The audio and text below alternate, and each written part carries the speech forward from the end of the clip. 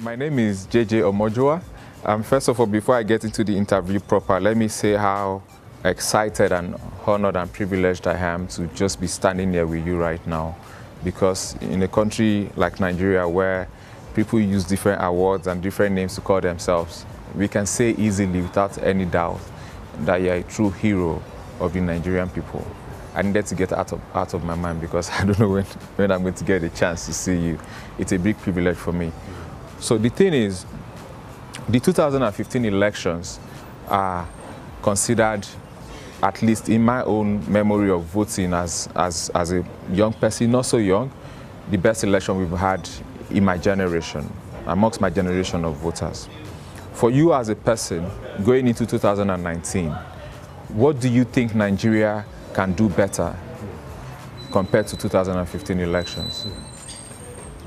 Thank you very much for your very kind words, and it's a great pleasure to be on this platform with you. And I must say that as we move towards the 2019 general elections in Nigeria,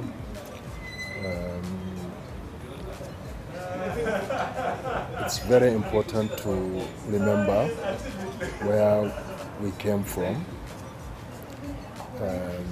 the little progress we've made, and the need for us to ensure that there is no reversal to the old bad tendencies, and that we keep on consolidating the gains of the reform measures that we have been able to record since 2010.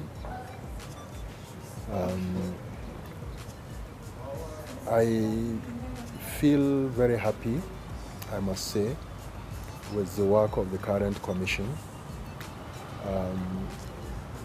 They have taken it upon themselves to identify all those commendable initiatives which have added value to the integrity of the conduct of elections in Nigeria, and to retain them and to keep on improving upon them.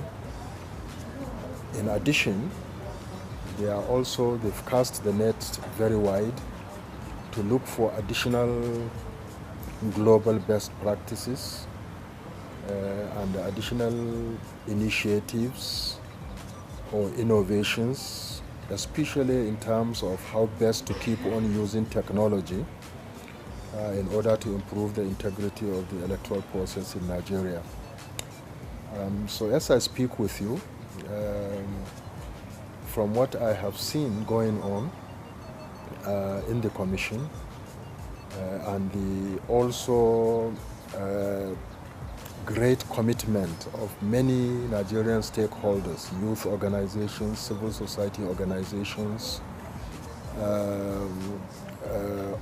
on the need to keep on improving the process, I feel confident that there is a lot going on that can result in remarkable value additions and improvements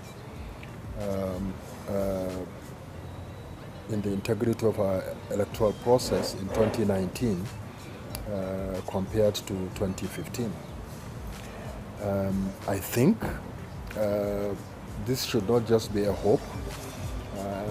What it means is that all stakeholders need to continue to join hands with the Electoral Commission and with other stakeholders in order to ensure that, as I said earlier on, there is no reversal, but there is consolidation and the improvement of electoral integrity in Nigeria. There are many challenges, we all know.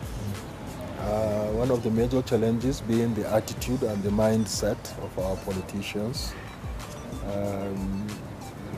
From my experience, those who want to win elections by hook or by crook would look at the avenues that have been blocked by the Electoral Commission, and they will either try to unblock them or they will try to create new holes. So obviously the Electoral Commission needs to be up and doing and very alert, and it has to strive to remain several steps ahead of those politicians who have a very negative mindset. And but otherwise, the future is bright. I think we've come a long way in terms of improving the autonomy of the Commission, in terms of insulating it from politics. And the Electoral Commission itself has tried very hard to improve upon its professionalism in the conduct of elections, and to also improve upon the moral and the ethical conduct of its staff in the electoral process. So these are, in the Nigerian context where we muddle through everything, I think these are remarkable achievements. But as I say, the challenge is to ensure that we don't reverse back to our old habits, that we keep on improving. For people of my generation, 2015 was their introduction to your personality. But I know that maybe the News magazine named you the Man of the Year, I think in 1993. Yeah. 93, okay, in 1993. So you've come a long way. And because of all of these things you've done over the last 4, maybe even 5 decades, and your exemplary performance in the 2015 elections, not just in terms of your competence by organizing the elections, but even in terms of your ability to control things, to manage your emotions and make sure that what was supposed to be a fiery thing was so calm. Now you're traveling all over the world trying to improve the electoral processes across the world, especially on the continent. But I'm going to put this question to you straight. What do you consider your biggest legacy when it comes to elections on the continent, or should I specifically say in Nigeria? I think, I don't think much about legacies, personal legacies, but I think if there are any, it has to do with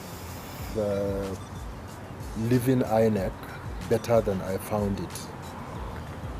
I think it is important for all of us, wherever we find ourselves in public service, to strive to leave the institutions we found much, much better than we found them. It's critical to institution building, it's critical to strengthening our institutions, and the strength of our institutions are cornerstones of deepening democracy and democratic development. So for me, I will consider that as a legacy, that I have left INEC as a chairman of the commission much better than I found it. And I will encourage everybody to strive to do so if given the opportunity. Yes. To leave the places they occupy better than they met it. Thank you very much, sir, for your time. Really appreciate it. It's a great honor. Thank you so much. All the best. Thank you, sir. Up, Thank you, sir. Cheers. Thank you, sir. All right.